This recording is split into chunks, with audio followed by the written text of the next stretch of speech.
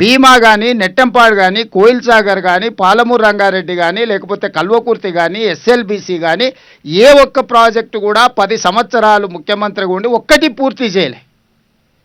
ఇక తెలంగాణ కోసం కొట్లాడి తెలంగాణను సాధించుకున్న ఉద్దేశాన్ని కూడా దెబ్బతీసిండు చంద్రశేఖరరావు గారు.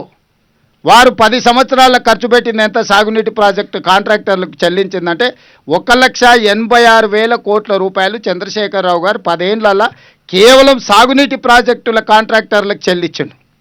ఆ 1,86,000 కోట్ల రూపాయలలో 1,03,000 కోట్లు కాళేశ్వరం కాంట్రాక్టర్లకే చెల్లించిండు.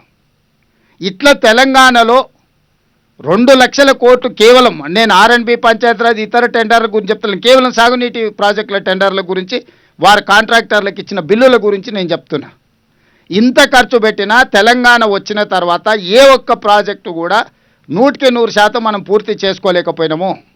ఆ పక్కల వెలుగోడు ప్రాజెక్టు కానీ ఇతర ప్రాజెక్టులు కానీ అవతల వాళ్ళు వేగంగా కంప్లీట్ చేసుకోవడం, ముచ్చుమారి కానీ ఇట్లా ప్రతి ప్రాజెక్టు చివరికి రాయలసీమ లిఫ్ట్ పేరు మీద మళ్ళొక దాదాపుగా రోజుకు 10 టీఎంసీల నీళ్లు తరలించడానికి అవతల ప్రణాళికలు వేసుకొని నీళ్లు తరలించకపోతున్నారు. దీనికి ప్రధానమైన కారణం ఏంది?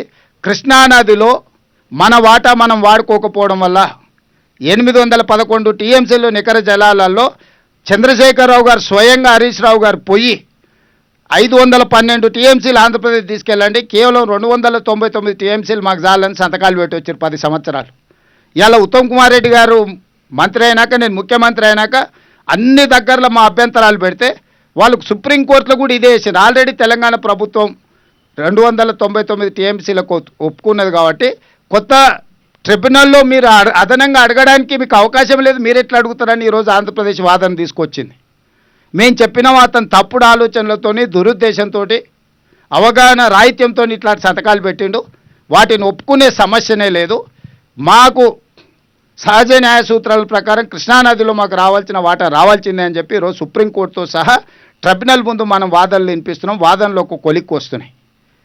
ఇదొక పక్కన ఉంటే మనకు నిజంగా అన్యాయం జరగడానికి 10 సంవత్సరాలు ఈ ప్రాజెక్టులను పూర్తి చేయలేకపోవడము, ఈరోజు అన్ని ప్రాజెక్టుల మీద ఆంధ్రప్రదేశ్ అభ్యంతరాలు పెడుతుంది. ఎందుకు పెడుతుంది? అసంపూర్తిగా ఉన్నాయి కాబట్టి అభ్యంతరాలు పెట్టారు, పనులు చేయొద్దని. 10 సంవత్సరాలు అగ్రెసివ్గా డే నైట్ మనం కంప్లీట్ చేసుకుంటే కృష్ణానది మీద నుంచి మనం దాదాపుగా 500 టీఎంసీలు వాడుకోవడానికి అన్ని ప్రాజెక్టులు పూర్తి అయి ఉండేటివి. ఇవాళ చంద్రశేఖరరావు ఈ ప్రాజెక్టులను పూర్తి చేయకపోవడం వల్ల, నిర్లక్ష్యం వహించడం వల్లనే ఈరోజు ఆంధ్రప్రదేశ్కి అలసైపోయింది. ఆంధ్రప్రదేశ్కి అవకాశం వచ్చింది మన మీద కంప్లైంట్లు పెట్టి మన ప్రాజెక్టులు ఆపడానికి. నిన్నగాక మొన్న మొదలు పెట్టుకున్న నారాయణపేట కొడంగల్ లిఫ్ట్ ఇరిగేషన్ కూడా ఆ రోజు నేను తెచ్చుకున్నది 2014లో. దాన్ని కూడా 69 జీవో ఇక్కడున్న మిత్రులందరికీ తెలుసు. ఎన్ని ఉద్యమాలు చేసినాం. నికర జలాలతోని తెచ్చుకున్న ప్రాజెక్టును కూడా కనీసం దాన్ని ప్రారంభించాలన్న సోయి కూడా ఆనాటి ప్రభుత్వానికి లేకపోయింది.